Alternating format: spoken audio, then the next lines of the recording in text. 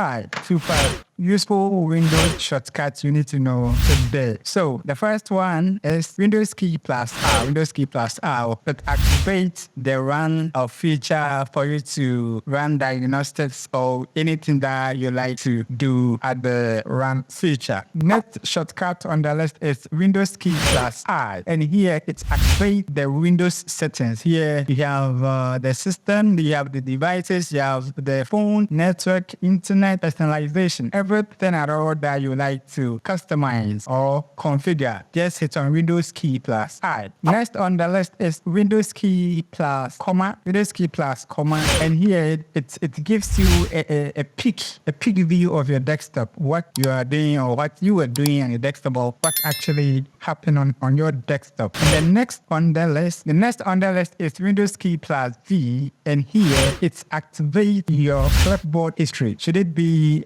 text images?